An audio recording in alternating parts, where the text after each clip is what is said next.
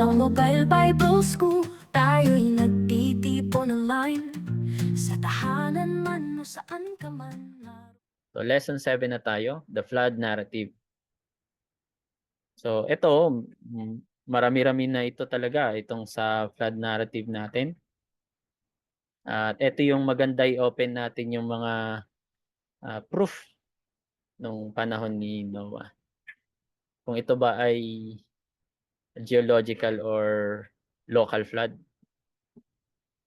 So, ang ating outline sa lesson 7, the flood narrative, Genesis 6:9 to 8:22. Noah and the ark, yung ibig sabihin ng obedience and faith. The flood, which is, it talks about the geological versus local flood. The judgment and salvation and covenant and new beginning. So, sa flood narrative, tuloy po natin yung Noah's Ark.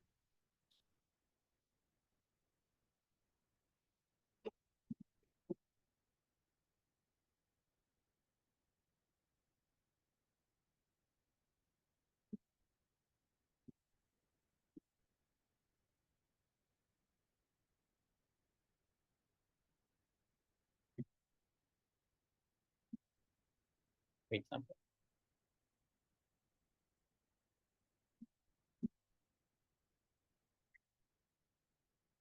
Okay.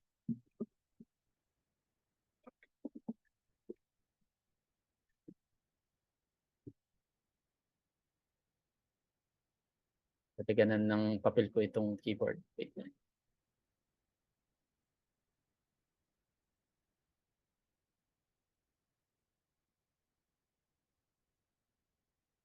So, sa atin, ano ang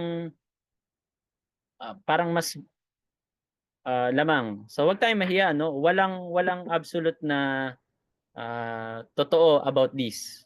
Wag tayong mahiya na magsabi kung sa line of set man tayo or they are angelic being.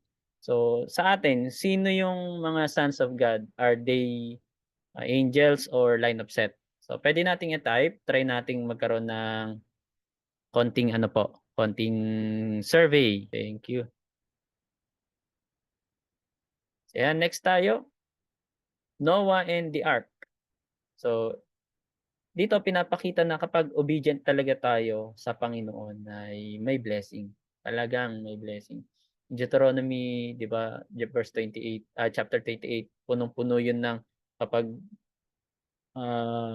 so masuwain ka or disobedient, merong mangyayaring hindi maganda. At kung obedient naman tayo, may mangyayaring maganda. And doon din ata yung verse na sabi doon na I have given you to choose, sabi niya doon na life or death, blessing or curse. Ito po. And dito, yung sa Genesis chapter 7 verse 16, it talks about the interpretive issue nung ark. So historical versus mythological na may nagsasabing hindi naman talaga totoong nangyari ang ano na yan, ark na yan. Pero meron nagsasabi na literal talaga, meron talagang ark, merong real vessel. Recorded yan, historically, totoo yan. At meron ding theological symbol yung ark na yon as a metaphor for salvation, which is yung tinukoy ka nga kanina. The ark na sa Old Testament is Jesus Christ.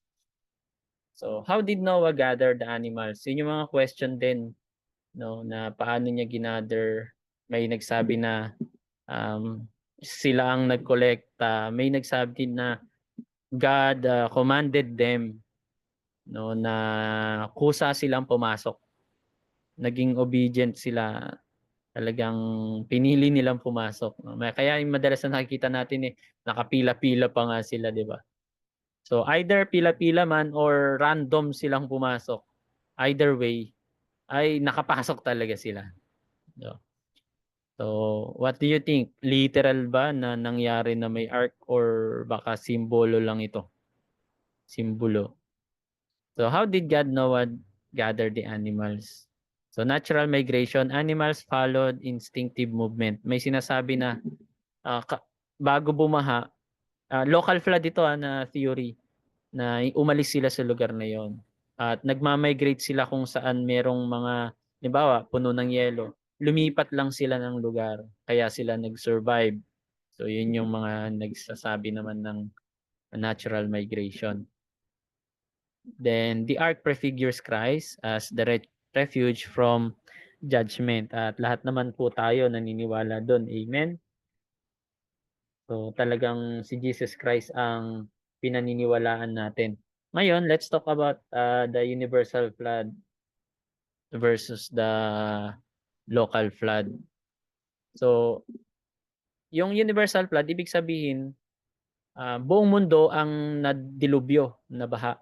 Yung local flood, dito lang sa eastern part or sinasabi nating Middle East, no? Yan, sa Israel, um, part ng ilog ng Tigris and Euphrates. Doon lang sa part na 'yon. So, yun yung tinatawag na local flood. It suggests that the flood only covered Mesopotamia, yun nga yung Tigris and Euphrates, and maintains harmony with scientific explanation. Kasi scientifically talaga, maraming nagsasabi na may layer pa nga ng lupa na nung hinukay nila, may timeline doon sa kung i-gather mo yung scientific data, papatak ito na sa biblical ay panahon ni Noah talaga na nagkaroon talaga ng flood. Pero hindi nila kino-consider na geological yung flood, but local lang yung flood. Kasi saan napunta yung tubig na tumabon kahit sa Mount Everest, 'di ba? Sobrang taas no'n. Tapos ang sabi sa Bible ilang ilang metro pang taas mula sa tuktok ng mundo, 'di ba? So saan ang tanong, saan galing at saan nagmula? So 'yan. So eto yung reasons na nag-gather ko. Unang reason kung ito ay geological, ang mayroon kasing tinatawag na ito i-open natin, yung, ah, water canopy before the flood. Let me off.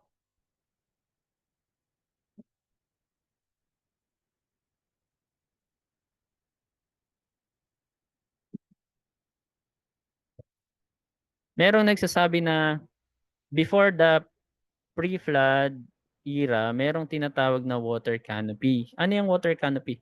Ang sabi dito kasi sa Bible nung nagkaroon po ng flood ay nabuksan ng langit, 'no? Ang sabi pa nga dun, floodgates of heaven open.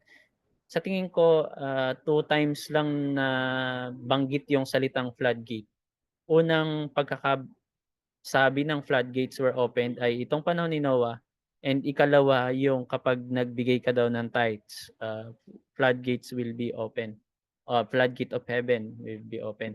So ito, yung unang floodgate, ang tawag nila dito ay before ang world ay iisa pa lang, ito parang iisang part. At ito ay backup din ng scientific, na may isang continent. Ang tawag nila diyan ay Pangaea. Mamaya matatalakay natin 'yan. And meron tinatawag na existing atmosphere, ito nga yun yung brown. At merong water vapor canopy, itong manipis na color blue na nakikita niyo po. So 'yan, may color blue na manipis, parang linya lang siya. At 'yan, kung kung isusumahin natin 'yan ay sobrang kung ganyan kalaki, kahit ganyan kanipis ang tingin natin ay malaking part na ng water 'yan na isinama din 'yan na ibinaba, okey? So yung water canopy na 'yan ay 'yan yung nagpo-protect daw, which is, possible din ito na siya yung nagpo-protect kung bakit mahaba ang buhay ng tao before nung panahon ni Noah. Kaya nung pagkatapos nung panahon ni Noah, sabi ng Lord, magkakaroon ng baha and then 120 na lang yung age ng tao, which is na-expose ang tao sa UV ray. Ito, na kapag expose ang tao sa UV ray, mga kapatid, lumiliit yung kanyang time span or lifespan. At marami ito, scientifically talaga, ito ay proven na merong mga hayop, iba't ibang hayop na in-expose nila sa UV ray, mas maaga silang mamatay, mas maliit ang lifespan nila kaysa sa mga walang exposure sa UV rays. or ultraviolet ang tawag dito. So hindi makapasok itong ultraviolet rays because of the vapor canopy. That's why sinasabi nila libong taon umaabot ang buhay ng tao because hindi talaga umuulan nung panahon na yon. At kung bakit hindi umuulan, nabanggit na natin 'yan sa Genesis noon na binabasa lang kasi ng mundo na tama ang mga halaman sa magitan ng hamog or mist. Biblically, nabanggit natin 'yon.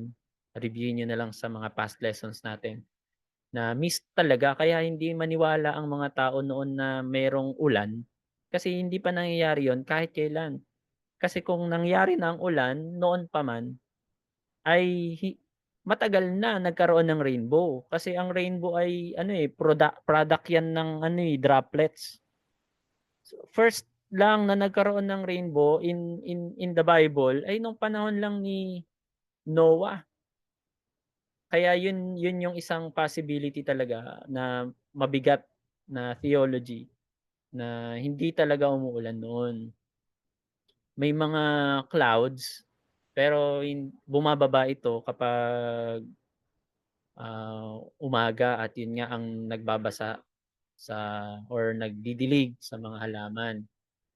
So yan, ito yung tinatawag na water canopy at marami pong mga references ng water canopy dito, ayan makikita natin diyan.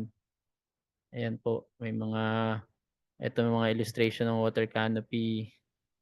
Kahit yung mga naniniwala sa flat earth, ayan may water canopy na tawag nila diyan. So marami pong mga references ng water canopy dito.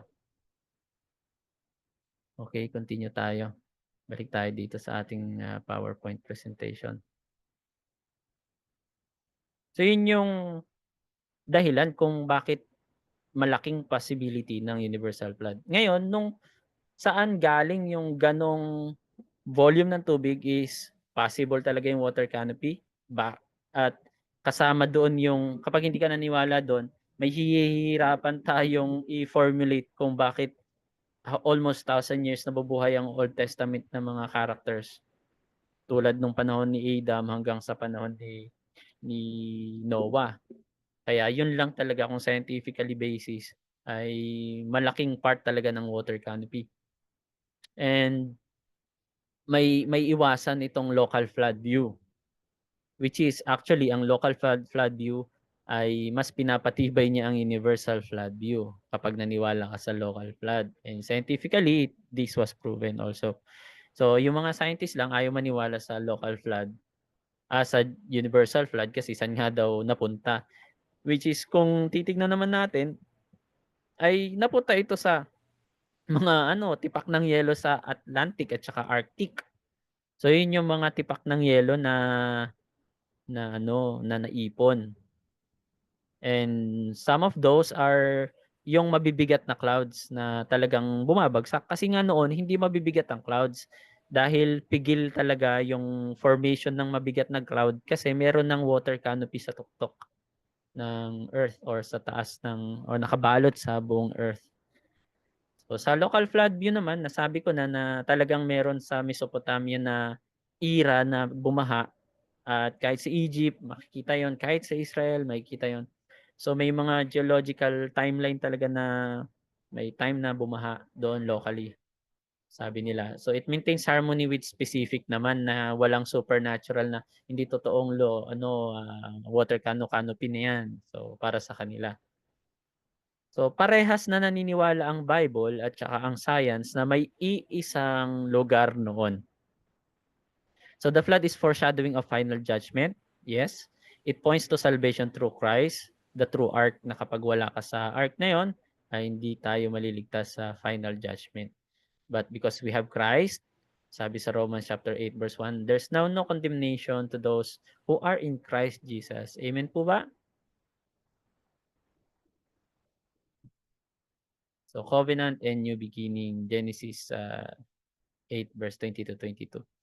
So did the flood reverse creation? Ito yung sinasabi nila, may argumentum diyan na yung flood daw it reconstructed the earth at Others see it as purifying but not reversing the creation. So, magkaiba. God's covenant with Noah, conditional ba yan or unconditional? Ito yung mga interpretive issue na unconditional view means God's promise in Genesis chapter 9 is eternal.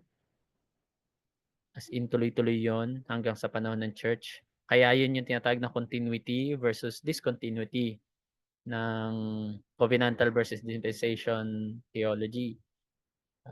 I-review na lang natin, may course tayo niyan. So, sa conditional view naman, yun na humanity's obedience maintains the covenant. Kapag hindi ka sumunod, mawawala yung covenant na yun. Kapag sumunod ka, may discontinuity.